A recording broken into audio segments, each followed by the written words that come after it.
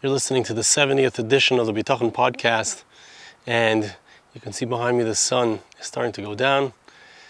The final rays are up on the mountains behind me, and in a beautiful area, some cacti, which I think are apropos to a Bitachon podcast, living in an arid, dry place, and yet provided for by HaKadosh Baruch Hu. No matter what, we are like the cacti. Hashem provides for us all of our needs. Before I actually get into reading some more from our chazal, from our sages about the idea of Bitachon, I wanted to tell you a story. A friend of mine, Rabbi Avi Stewart from Los Angeles, was visiting Eretz Yisrael. Spent Shabbos with him, Baruch Hashem, this past Shabbos, and did a little recording with him also. He visited my home. Bonus track for those who contributed to my crowdfunding. They received that bonus track.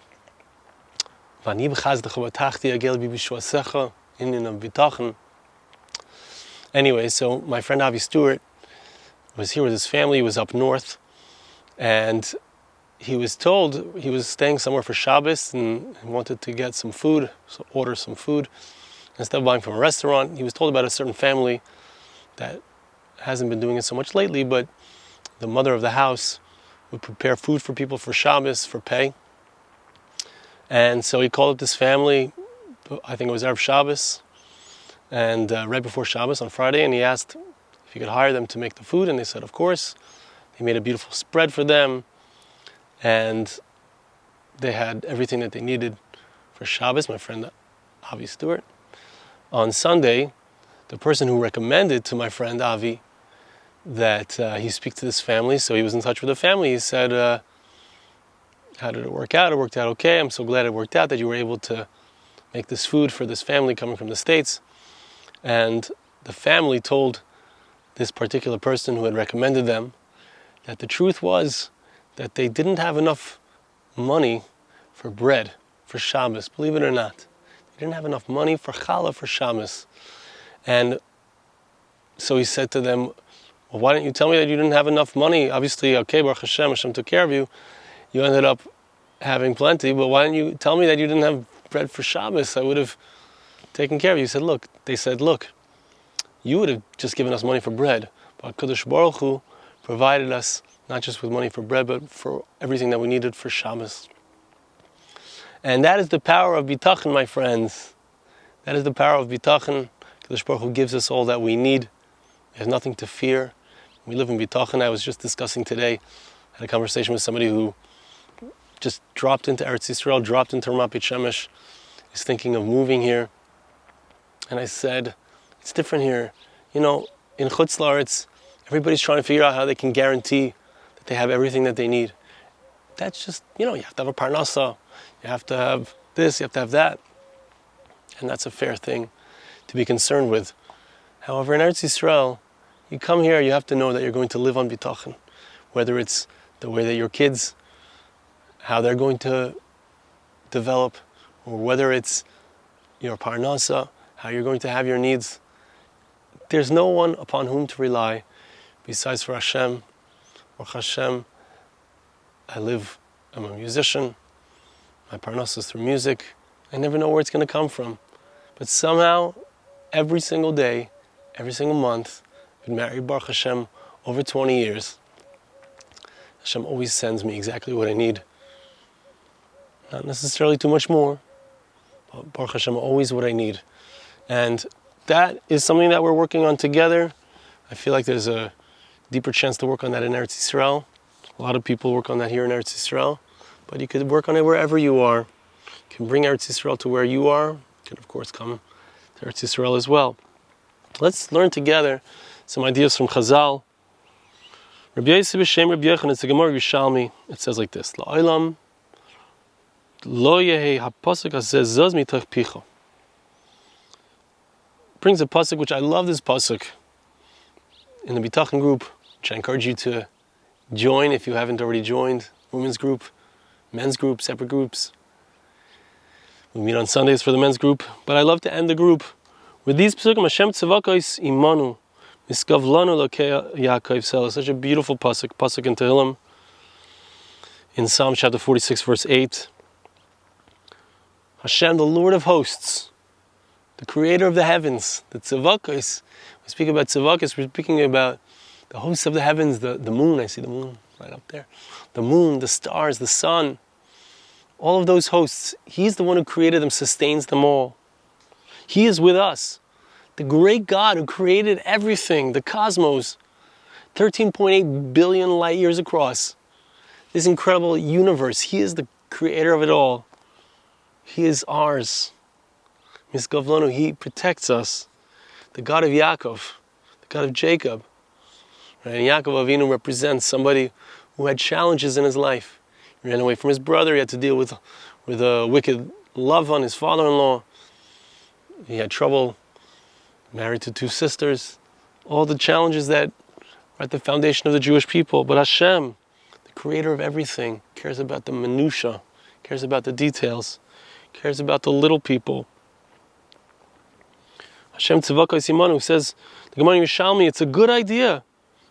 A person should always have this pasuk, never let it stop from his lips. Always be saying, this is a foundational idea of Bitachon, and we're always talking about it. We gotta always be talking about it. Hashem Tzavakos Imanu. Miskavlonu Elokei HaKavsel, Hashem Tzavakos Imanu. Miskavlonu Elokei HaKavsel, Hashem is our protector. Right? It's not coincidence. We also say this pasuk. As my Rosh Hashiva points out, Rabbi Per points out, we say a whole bunch of pesukim that have to do with Bitachon at the end of Uvalat Tzion. As we come to the end of the Tefillah of Shachris, this is one of the pesukim that we say. God is with us. As we go out into our day, God is with us. Rabbi Avo b'shem Rabbi Yechon v'Chavraya, Rabbi Avo said, second pasuk, Hashem Tzavakas Ashrei Adam B'teach Boch. Hashem, Lord of hosts, praiseworthy is the one who trusts in you. And that's the end of what he brings here from the Yerushalmi. I'm not sure if the Yerushalmi also brings the third pasuk, but Hashem Hoshia, HaMelech Yaneinu B'Yom Karenu. Hashem who saves, He answers us in the day that we call. So it's a powerful thing. It's a Yerushalmi that says, say the pesukim. Say the pesukim. Remind yourself over and over again. Chavetz Chaim also, heard from Rosh Hashiva, the Chavetz Chaim also was careful to say certain pesukim. David HaMelech would run. I don't remember the exact word of the pasuk. He would run with the name of Hashem, reminding ourselves constantly, it's Hashem. It's Hashem who's doing it. It's Hashem who's helping me. It's Hashem who's providing for me. It's Hashem who's giving me my needs. It's Hashem who's guiding me in my life. Constant reminder. We need that constant reminder. We need to remind ourselves. So it says about Yosef at Tzaddik as well. Yosef was always constantly saying over things to the point where looked like he was muttering. And Potiphar would say to him, what are you saying? And he would say, I'm asking God for help. I'm asking Hashem to be matzliach darki, to give me success. A powerful idea. Okay, next idea from another Yerushalmi. B'chol mishu tzarich litoil. Very interesting idea. Listen to this, very interesting. A person who needs to take from the kupa shel tzedakah, a person, let's say, has no choice. He's hard on his luck. Money's just not coming. Doesn't seem to have parnasa. Doesn't seem to have what he needs. He has to take from the kupa shel tzedakah. He has to take charity. Vein and nightel, but he doesn't take the money. For example, as the Pnei Moshe explains, he pushes himself to work. And he says, I'm going to make do with whatever amount of money I can make. So he doesn't have to take money from others. Very interesting. That's how the Bnei Moshe explains it. So he could take from the charity. He could take from the charity box. He could ask the kupa of the city to help him out. But he decides, I'm not going to do it. I'm going to depend on Hashem. I'm going to push myself to do whatever work I find. He will not die, says the Yerushalmi, of old age before he gives to others. He's able to be mefarnis others, to provide for others their livelihood. Blessed is the one who trusts in Hashem, and Hashem will be his trust. So I have a chance, a very interesting idea, foundational idea. I see a way out. I see an easy way out. Someone's going to take care of me. Someone else is going to help me. I'm going to take from the charity box. I'm going to collect from others. I say, no, you know what? I'm going to try to open some other kind of petach, some opening that Hashem can provide me provide me with my needs, instead of trying to take from somebody, take the easy way out. Hashem can do it. Hashem can do it. So such a person is blessed, as the Yerushalmi, that first of all he will live a long life, but he won't get to the point where he's going to die without being able to provide for others. A person relies on Hashem, so then he becomes a conduit to be able to be someone who provides for others. Hashem brings blessings through him. A very powerful idea. Now he brings, it's a Gemara that we studied together in the Altar of Navardik, and it's always good to return to this kind of Gemara because it's a really powerful idea. Rabbi Chuna Mesaber, Maisezeh. Rabbi Chuna, it's a Gemara Yerushalmi. Rabbi Chuna tells over the story. Ger echad haya astrologus. There was a particular ger. He was a convert to Judaism, and in his previous incarnation, so to speak, he had been an astrologer and he knew how to read the stars, and he could see what's going to happen in the future. But he threw away all of his idolatry. He threw away his astrology. He attached himself to the Jewish people, and he took on the Torah, and he accepted the path of righteousness as laid out from the Torah. One time, this astrologer, previously he was an astrologer, righteous convert, he wanted to go out on the path. He wanted to go on a journey. He said to himself, I'm going to go now. He knew his zodiac sign. He knew what's going on in the stars. He knew this was not an opportune time to leave. And the truth is, as we'll see, he was right. But he said to himself, hold on a second. Why did I attach myself to the Jewish people? So I could forget, so I could let go of the astrology, the predictions, the necromancers, all of these types of predictions about the future and fears of the future. I don't need to fear anything. I don't need to fear Hashem. Right? Why did I attach myself to this holy nation? To separate myself from these things. Verse tells us the Jewish people are not allowed to be involved in predicting the future through astrological signs and through looking at the stars and other such things. You are not like this. When a ger, a righteous convert, becomes part of the Jewish people, he's not affected anymore. He's not affected anymore by these things, depending on his level of bitachon, as we'll soon see. Don't listen to those who divine the future, to the magicians who can tell you about what's going to happen. I'm going to go, I'm going to travel, I'm going to depend on God. Everything's going to be all right. I'm not going to be worried. I'm going to go with fortitude. I'm going to go with courage. I'm going to go with absolute faith. I'm going to trust in the name of Hashem.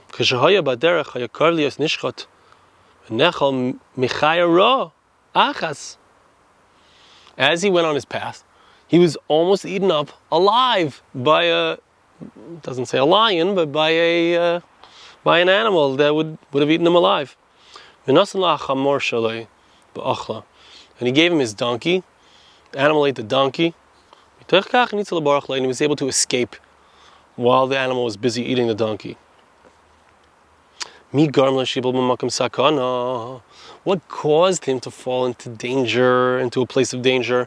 Why did this animal come in the first place? Hashem deals with us the way we deal with Him. Our level of bitachon affects what goes on in our life. It's such an important idea. It's such an important idea. But what saved him? The fact that he changed his mind. He said, you know what? This is ridiculous. I can't live that way. I refuse to live that way. I'm going to go with full faith. If there's danger in front of me, first of all, what's the level of danger also? Let's think about those things, Sometimes the person is afraid of something, and the chances of something happening are not very large, very slim. Certainly, for a 2% chance, I can have 98% is going to be fine, and 2% I'm afraid. I can cross that gap. I can ask Hashem, please help me. Help me, Hashem, close the gap to 100% that it's you. You're going to take care of me. You're going to make it good. It's going to work out well. Right? But our fear, as we've spoken about previously, our fear can create the problem. Our fear can create the problem. It's such an important thing to know. And it's such an important thing to realize and to live. Because it's absolutely true. If we are lacking in our bitachon, we can actually create the very thing that we're afraid of. We can actually create that situation. It's a very important idea, very deep idea. So that's the foundational idea. Let's see. We have the pesukim that we need to go over, remind ourselves of bitachon. We have the second idea, which was that we need to make sure that if we have an easy way out, we don't necessarily take the easy way out. Sometimes we have to. Maybe our bitachon is not strong enough. But we try not to take the easy way out, but rather trust in Hashem. That's the second. The third point is the astrologer. Our reality is created by our level of bitachon. Such an important point. So let's read one last section here, and with this we'll close. Hashem b'kadas Sarah kasher Amar. Pasuk says Hashem remembered Sarah. We know Sarah was 90 years old when she had a miraculous child, Yitzchak Avinu, the progenitor of the Jewish people. So, how can I give up hope? How can I give up hope?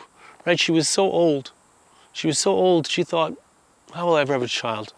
But she reassured herself and said, I can't give up hope. There's always hope. Hashem can do anything. And certainly if Hashem makes a promise, Hashem makes a promise.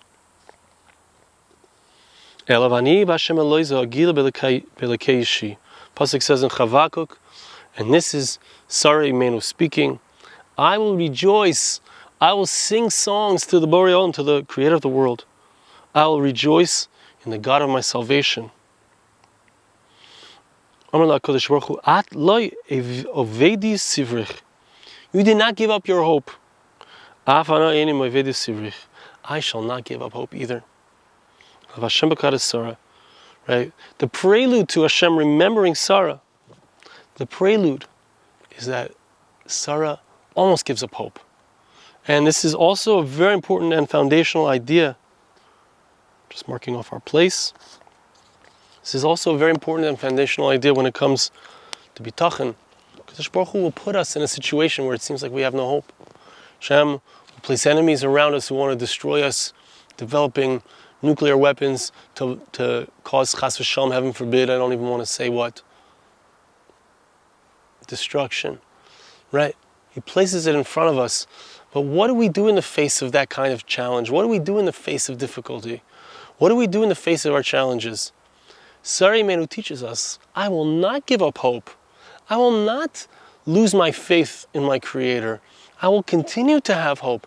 I will continue to believe that HaKadosh Baruch Hu can bring and will bring the salvation, the long-awaited salvation that we've been waiting for 2,000 years, for 3,000, 4,000 years. All this time, what we're waiting for, we're not going to give up hope at the last moment. It's the moment before Sarah Imenu gets pregnant. She says, I won't give up hope. At that moment of Hashem Bokadas Sarah, Hashem remembers her. Hashem remembers her. When we have hope, it awakens Hashem to want to give to us. Or I would say even better, Hashem, He always wants to give to us. He's a Father, He loves us. But He's waiting for us to be ready to receive it. When we have bitachon, we show that we are interested in the blessings that He wants to give us. That's what we've got for today. Thank you so much for listening. We'll see you again next time.